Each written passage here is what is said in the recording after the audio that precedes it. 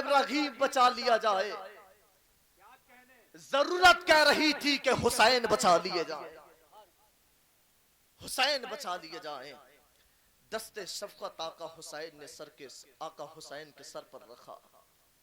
جبرائیل سمجھ گئے کس کو واپس کرنا ہے، کس کو پاس رکھنا ہے۔ وقت گزرا، بیٹے ابراہیم کا انتقال ہوا۔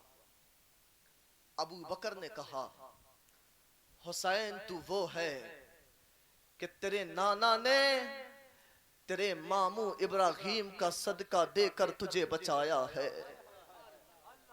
حسین تو وہ ہے کہ تیرے نانا نے ابراہیم کی قربانی دے کر تجھے بچایا ہے۔ معلوم ہے عمر بول اٹھے، معلوم بے شک سبحان اللہ، عثمان بول اٹھے، معلوم ہے علی بول اٹھے، معلوم ہے۔ امی فاطمہ نے کہا بیٹا حسین تو وہ ہے کہ تیرے نانا نے تیرے ماموں یعنی میرے بھائی ابراہیم کی قربانی دے کر تجھے بچایا ہے۔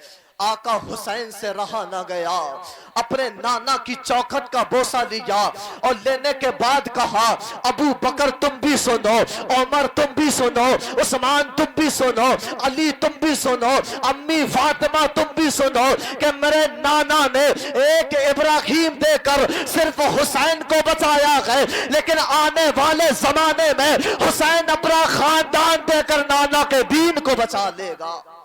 حسین اپنا خاندان دے کر نانا کے دین کو بچا لے گا۔ یاد کریں وہ وقت جب آقا حسین نے نانا کا مدینہ چھوڑا۔ کہا بیٹی سگرا مجھے معلوم ہے میرے نانا نے مجھ سے کہا تھا دین چلتے چلتے کربلا کے میدان میں پہنچے گا، اے بیٹا اپنے خاندان کو لٹا کر نانا کے دین کو بچا لینا۔ کہا بیٹی فکر نہ کر، جب 7 محرم الحرام کی تاریخ آئے گی تیرا بھائی علی اکبر تجھے لینے کے لیے آ جائے گا، تیرا بھائی علی اکبر تجھے لینے کے لیے آ جائے گا۔ آقا حسین نے الوداع کہا، الوداع کہا، الوداع کہا۔ 27 رجب یہ قافلہ چلا۔ جب قافلہ چلا، میں زیادہ بات کو بڑھانا نہیں چاہتا، قافلہ مکے پہنچا۔ اگر میں یہ سب باتیں بیان کروں گا صاحب، یہ حسین کی جو داستان ہے نا یہ گھنٹوں میں بیان ہونے والی نہیں، قیامت آ جائے گی لیکن حسین تیرے صبر کی داستان کبھی ختم نہ ہوگی۔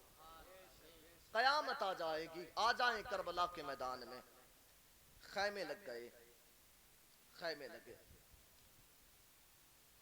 آقا حسین خیمے کے اندر موجود ہے، سر پہ نانا مصطفیٰ کا عمامہ ہے، ہاتھ میں قرآن ہے۔ سیدہ زینب آئیں، آقا حسین نے کہا زینب میرے بھائی عباس کو بلا کر لاؤ۔ عباس کو بلایا گیا۔ جی بھائی، کہ عباس سب کو جمع کرو۔ 7 محرم کی تاریخ پانی بند کر دیا گیا۔ عباس سب کو بلا کر لاؤ۔ آقا حسین کی بارگاہ میں سارے غلامان اہل بیت حاضر ہیں۔ آقا حسین نے کہا لوگو یزید کا دشمن میں ہوں، یزید بیت میری چاہتا ہے، یزید کی جنگ مجھ سے ہے، لہٰذا میں تمہیں اجازت دیتا ہوں جو کوفہ جانا چاہتے ہیں وہ کوفہ چلے جائیں، جو مدینہ جانا چاہتے ہیں وہ مدینہ چلے جائیں۔ اگر تمہاری محبت کی بات آئے گی تو اپنے نانا مصطفیٰ کی بارگاہ میں حسین تمہاری محبت کا ثبوت پیش کر دے گا، حسین محبت کا ثبوت پیش کرے گا۔ کوئی اپنی جگہ سے ہل کر کے نہ گیا۔ آقا حسین کہتے چلے جاؤ، کوئی ہل کے نہ جاتا۔ کہا غازی عباس چراغ کو بجھا دو، ہو سکتا ہے یہ روشنی میں میرے سامنے سے جانا نہیں چاہتے، چراغ کو بجھا دو۔ اللہ اکبر، غازی عباس نے چراغ کو بجھایا ہے۔ تھوڑی دیر کے بعد میں حکم دیا غازی عباس دوبارہ چراغ کو جلاؤ۔ غازی عباس نے چراغ جلایا نا، تب آقا حسین نے کیا دیکھا کہ سارے غلامان اہل بیت یوں ہی بیٹھے گئے، کوئی بھی اپنی جگہ سے ہل کر کے نہ گیا۔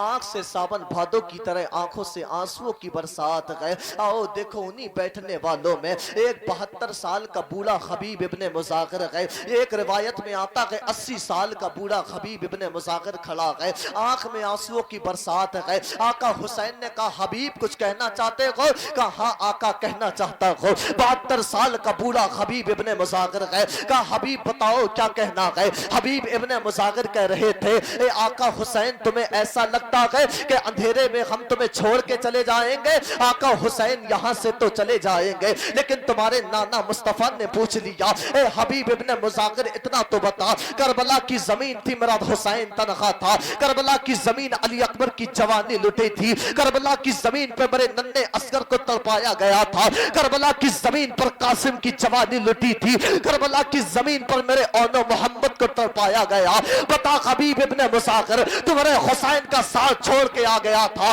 آقا حسین سے کہتے گئے اے آقا حسین ہم جانے والے نہیں گئے۔ میرے آقا حسین نے کہا پھر بتا حبیب چاہتا کیا ہے؟ 72 سال کے بوڑھے نے کہا تھا اے آقا حسین چاہتا یہ ہو کہ کل جب صبح کا سورج طلوع ہو تو سب سے پہلے اگر تیرے قدموں پہ کسی کی جان جائے تو 72 سال کے بوڑھے حبیب کی چلی جائے۔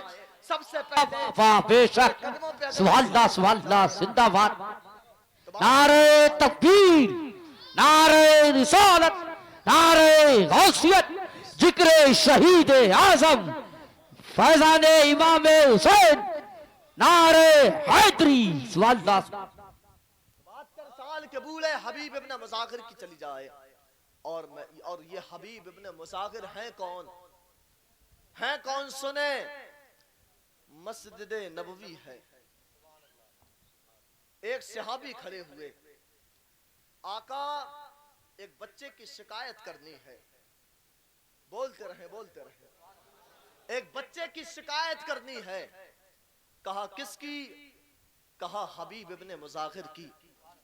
کہا شکایت کیا ہے؟ کہا آقا جب آپ کا نواسہ حسین گلیوں سے گزرتا ہے، جب آپ کا حسین مدینے کی گلیوں سے گزرے تو حبیب پیچھے پیچھے آتا ہے۔ کہا پھر بتاؤ کیا کرتا ہے؟ کہا حسین کے قدموں کے نشان بنتے ہیں، وہاں سے مٹی کو اٹھا کر اپنے سر پہ ڈالتا ہے، مٹی کو اٹھا کر اپنے سر پہ ڈالتا ہے۔ آقا نے کہا اچھا، صحابی کو حکم دیا صحابی جاؤ حبیب ابن مظاہر کو بلا کر لاؤ اور حبیب سے جا کر کے کہنا تمہاری شکایت نبی کی بارگاہ میں کی گئی ہے۔ آنے والا صحابی حبیب ابن مظاہر کو بلانے کے لیے آیا ہے۔ آؤ دیکھو کون بیان کرے، کس میں ہمت ہے بیان کرنے کی۔ اور صاحب بیان کرنے لگا ہو یہ حبیب ابن مظاہر ہے، ابھی بچپن کا زمانہ ہے، حبیب اپنے گھر کے اندر کھانا کھانے کی والے تھے، ہاتھ میں حبیب کے لقمہ تھا، صحابی دروازے پہ پہنچے اور پہنچنے کے بعد کہا حبیب تیری شکایت نبی کی بارگاہ میں کی گئی ہے۔ حبیب ابن مظاہر نے لقمہ چھوڑا اور ننگے پیر آقا علیہ السلام کی طرف دوڑے گئے۔ بلانے والے نے کہا تھا حبیب اتنا تو بتا دے تیری شکایت نبی کی بارگاہ میں کی گئی ہے، آقا کی بارگاہ میں مجرم بنا کر کے بلایا جا رہا ہے، بتا تو صحیح ہم نے دیکھا ہے کہ مجرموں کے چلنے کے یہ انداز نہیں ہوتے ہیں، مجرموں کے چلتے وقت پیر لڑکھڑاتے ہیں، آخر یہ رفتار کہاں سے آئی ہے؟ حبیب ابن مظاہر نے کہا تھا ارے بلانے والے مجرم دیکھ کس کا بنا کر کے بلایا جا رہا ہو، اگر کوئی بھی سزا سنائیں گے حبیب خوشی خوشی منظور کر لے گا، اس لیے کہ بولنا آقا کا ہوتا ہے،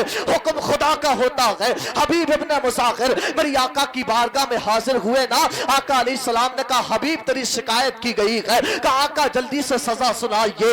آقا علیہ السلام نے کہا حبیب پہلے جرم تو سن لے۔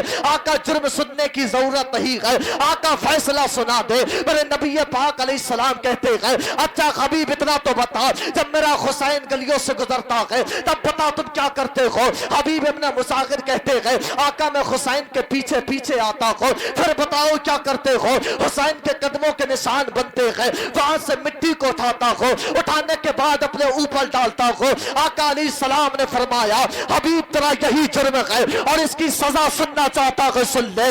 آقا علیہ السلام نے اپنے دونوں ہاتھوں کو پھیلایا اور پھیلانے کے بعد کہا آ حبیب میرے سینے سے آ کر کے لگ جا، میں وہ نبی ہوں جو عرش پر پہنچا تو عرش نے میرے قدموں کو چوما، اس کی معراج ہو گئی ہے، زمین جبرائیل نے چوما، اس کی معراج ہو گئی ہے۔ اے حبیب آ جا میرے سینے سے آ کر کے لگ جا، آج تیری بھی معراج کرا دوں۔ نعرہ تکبیر، نعرہ رسالت، نعرہ غوثیت، ذکر شہید اعظم حسینی کمیٹی مسلک اعلی حضرت فیضان سرکار مفتی اعظم ہند فیضان حضور تاج شریعہ بستی بستی کریا کریا عشق محبت عشق محبت.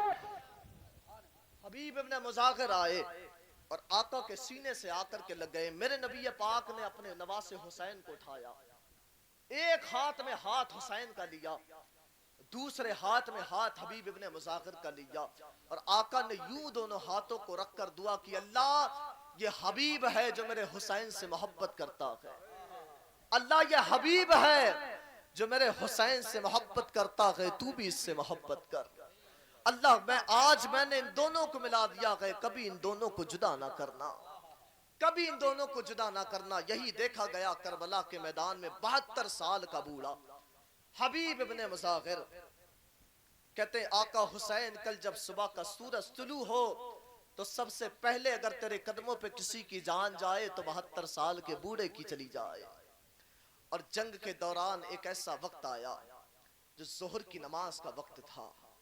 حبیب ابن مظاہر میرے آقا حسین کی بارگاہ میں آئے اور آنے کے بعد کہا آقا حسین ظہر کی نماز کا وقت ہے, لہٰذا حبیب یہ چاہتا ہے کہ وہ تمہارے پیچھے ظہر کی نماز ادا کرے. نہ مسجد میں نہ بیت اللہ کی دیواروں کے سائے میں نماز عشق ادا ہوتی ہے تلواروں کے سائے میں. آقا حسین نے کہا حبیب اجازت لو.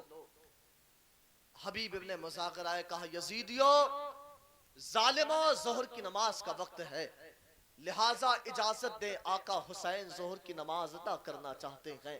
ایک یزیدی نے کہا تم نماز پڑھو گے